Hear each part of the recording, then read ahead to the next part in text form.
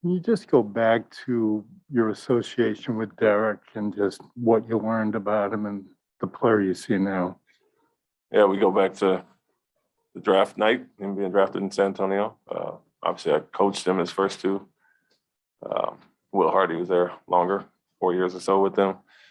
And then I had him with the USA basketball team. But in general, a guy that, know how much you guys know about his story, but where he came from, Division III, coming up the ranks and playing 1 year at Colorado. So we really liked his story coming out in the draft and his perseverance and leap that he took up to Division I level and how successful he was there. So bringing him in, he was a well-rounded player right off top, and a guy that, due to age and playing 4 years in college, was mature, ready to come in and contribute on a veteran team. So checks a lot of boxes across the board, offensively, defensively, as a person, as a player, someone we're obviously happy to have here.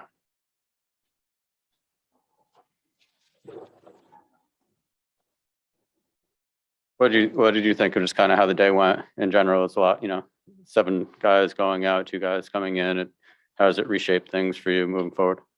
Yeah, I mean, there were so many rumors and things that could have happened and might happen. Obviously Brad was more busy with that, and we were obviously talking through some of those points. But to get Derrick and Theis and some of the guys that have been here, Theis being here, and guys that we're all familiar with, I think it's beneficial. Being a first-time head coach, that's one of the tougher things is those days, making those phone calls to guys. And so, you go through it as a player, it kind of rolls off your shoulder and you keep it moving, but you form a different relationship and bond as a coach. And so that part is always tough. But we all know that side of it. And there, like I said, there have been rumors and names out there and a lot of veteran guys who've been through it. So, but overall, very busy toward the end of it, more so than expected, I think, with the players going out, the number going out. But we love the moves that were made and how they'll benefit the team, and fit is a big part of it. A lot of familiarity there. Where are things at with Daniel and Derrick getting here and being able to play, that sort of thing? They're still in the process. Derrick is here, but a lot has to do with the physicals, obviously, on the other side as well. So that's all to be determined. But tonight is opportunity for other guys with the rotation shortened, guys being out.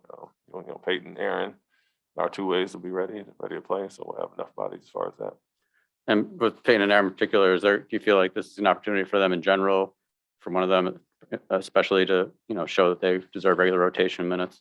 Yes, it's a huge one. And as we've seen all year, guys being in and out, I think they have played really well at times. And unfortunately, as I mentioned a few times with Romeo and Aaron, that they got injured off of really good games. And so you hate to see that happen, especially with some opportunity of guys being in and out. But like I mentioned the other night, whether it's in the game or in the meat of the game, these are all opportunities to show what you can do. And we're confident in those guys. And now that some guys have been moved on, it's a good opportunity for them, and we're happy to kind of implement them into a bigger role.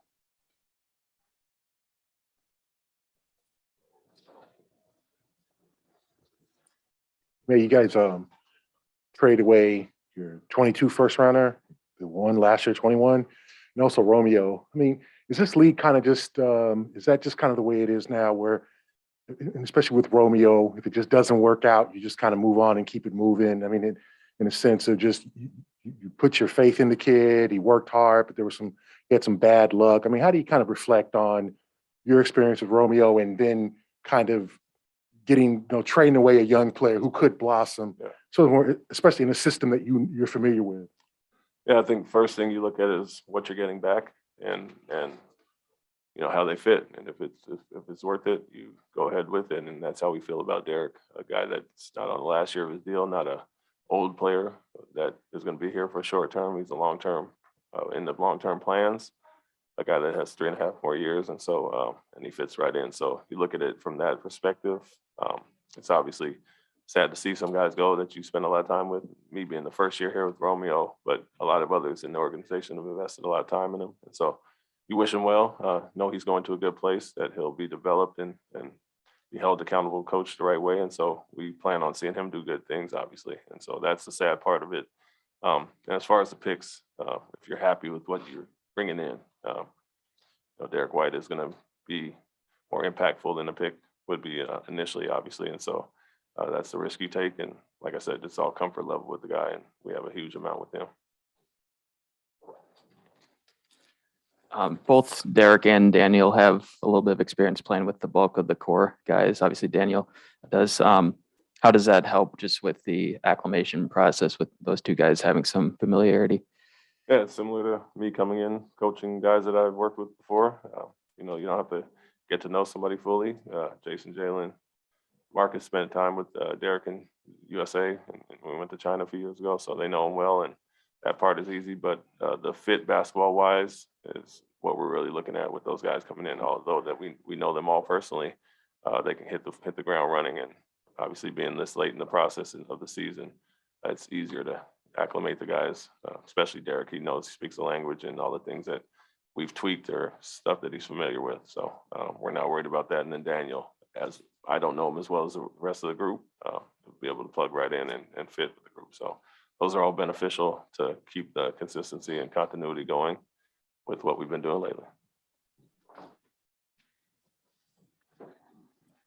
Have you talked to Pop at all about just obviously making a trade with the Spurs and bringing back Derrick and two guys going his way? I did not. Got a Zoom question? No, we don't. Never mind.